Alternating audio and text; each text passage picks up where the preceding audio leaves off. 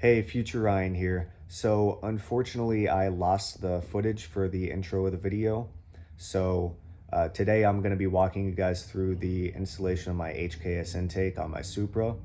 A little bit of backstory. At the time of the filming, my wife and I were in a precarious living situation and we didn't have a place nearby to store the Supra. So I had it parked about 3 hours north at my father-in-law's. So in this video, you're going to see me working out of my father-in-law's shared garage, and it's not the best situation to be working in. Tools are scattered, and I really don't know his toolboxes and whatnot so well. So bear with me, but spare some hiccups. We did manage to get it installed and ready to go. So with all that out of the way, please enjoy the video. So let's take this cover off and get the new intake installed. All right, so first things first, we've got to get rid of this air dam. This was installed by the previous owner. I haven't decided whether or not it's going to go back on after this installation, but we're going to get the air dam off, the air filter, and then work our way back from there. And so first things first, we're going to be removing the filter. I've got some instructions. Unfortunately, though, they're in Japanese, but the good news is you don't need to be able to read Japanese to look at pictures. So we'll see whether or not this needs to come off to get it installed, but I've got a feeling we're gonna have to remove the strut bar again. So I'll cut you back on when I've made some progress. So I've got this bracket down here, some more clamps that I'm gonna have to remove up there and there, but it looks like we might be able to get it done without removing this top piece. All right, guys, update. So I was able to get this free, no problem. However, I couldn't get to that one with the stubby. I could with this if I'm holding it up from the bottom, but it's just a little bit too rusted. So I'm gonna try some WD-40, but I might need to take this off after all. I'll cut you back on when I have an update. All right, so I just sprayed this with WD-40, but I'm impatient and started looking for other things I can do while I wait. And I'm pretty sure if I remove this piece of the strut bar and get it out of the way, I don't need to even loosen that. I can just take this off and pull it right out. So I'm gonna try to do that right now. All right, so unfortunately, while I was trying to take it off, piece ripped off. Even with the help of my daughter Ellie, it still didn't work out. So I wanted to try to keep it intact so I can, maybe sell it or keep it around if I need it. But since it's already ripped, I might just try to cut it off because... All right, y'all, so just so you can see what I'm working with, I was trying to pry this up, try to get underneath it and wedge it so I can maybe try to leverage it off. But this rubber, it just snapped like plastic. This rubber is past its life. I'm guessing after so many heat cycles, I'm sure the turbo is putting out all this heat. I mean, this is where the turbos are down here. This is where the turbos are down here. So it's definitely getting a lot of heat from that area, and I'm sure it just wore the rubber and weathered it. I'm sure it just weathered the rubber too much, and now this is what I've got to deal with. So I'm gonna see if I can't find a box cutter in one of these toolboxes. Hopefully that'll do the trick. Again, I'm working with not so much limited tools, but I mean, they're scattered around. I'm sure my father-in-law's got some of them in his trucks and various places. So we'll see what I can find. Hopefully I can get this off so we can proceed with the install. Okay, so I didn't find a box cutter, but I did find these gardening shears, and I was able to cut it off. But looking inside, there's a lot of dirt, grime, and oil just from over the years, I guess. So I've got some brake cleaner and a rag here. I'm just gonna spray a little. Get on with it. Yes, get on with it. I cleaned and detailed this quite a few months ago. And Get on with it.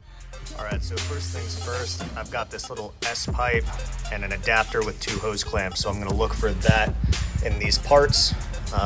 This looks like the S pipe, and I've just got to find the adapter that fits and 2 hose clamps. So unfortunately, I lost some more footage. But as you can see in this image, there's a metal piece that's supposed to guide air into the MAF sensor, which I don't have.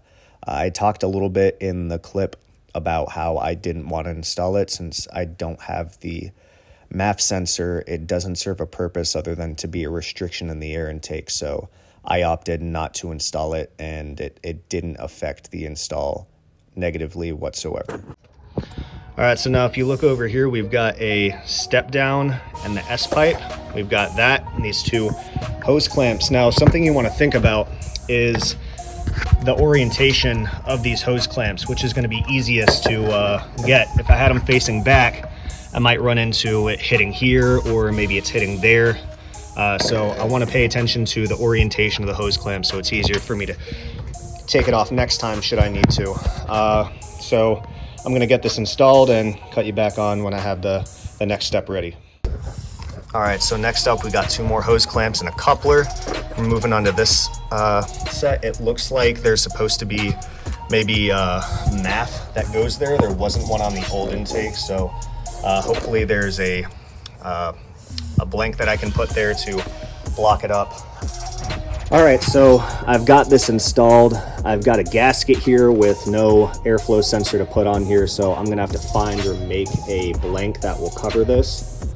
I'm probably just gonna trace it out on a scrap piece of paper, and then I can cut a piece of metal out when I have the time to. So I'm probably just gonna put a rag right here for now, and I'll put a note on my steering wheel, hey, don't start the car, you dummy, you've got something that can get sucked in. All right, so pro tip, don't tighten any of the hose clamps down all the way, just snug them up. That way you still are able to move them and have them rub on that. That's fantastic. But how I had it before, it was hitting over here. This couldn't go on. So hopefully the S-bend that I have left, it looks, yeah, it's definitely gonna put it out of the way of everything else. Oh, wrong way. Definitely going to put it out of the way of everything else, which is good. But I don't think I need a MAF sensor here because pretty sure I've got it over there. It wouldn't make sense to have a airflow sensor before the air is compressed by the turbos. So maybe this is meant for a NA 2JZ, but which would also possibly make sense that because this bracket here, it's not reaching there. There's nothing over here for it to reach, so maybe this will just come off, save us a gram of weight, which is astounding. But that's my update. I'll cut you back on when I have a new update. It's looking like it might be a little bit tight in here. Hopefully I can move some stuff around and shore everything up, make it go where it needs to go, and especially hopefully this will be cleared. But right now I'm gonna take this piece off, and then I'm gonna go ahead and remove these old brackets here because HKS provided us with some brand new ones down there. All right, now, so I've got everything plumbed up. Just before I snug everything down, I've got these brackets. It says, the picture looks like it's saying to use this one, but I think that's a little tall for where the mounting points are. So we'll see if we can get something mounted here, and I'll let you know when I'm done. All right, well, I've got everything mocked up, and it looks like with some fine adjustments, it's gonna be no problem. And it is the angled one, not the long one like how it looks in the picture. So I'm gonna get this installed. I'm gonna probably put the gasket in place at least so it doesn't get lost, and then snug everything up and hopefully get this on with no worries.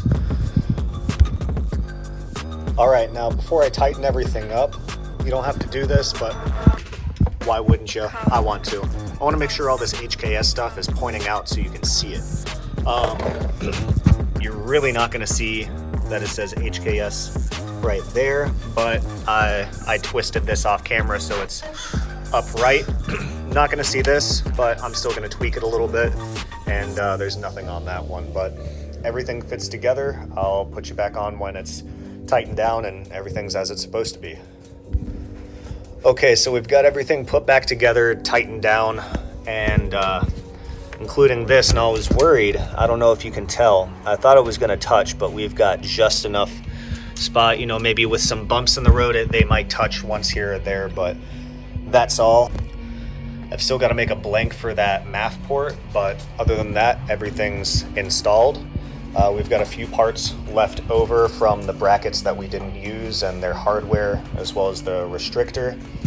I wasn't going to put it back on, but I test fitted it, and this doesn't fit with the new air intake, so probably going to put that somewhere in the corner of the garage somewhere and never touch it again, but keep it anyways, because that's what we do. That's it, everyone.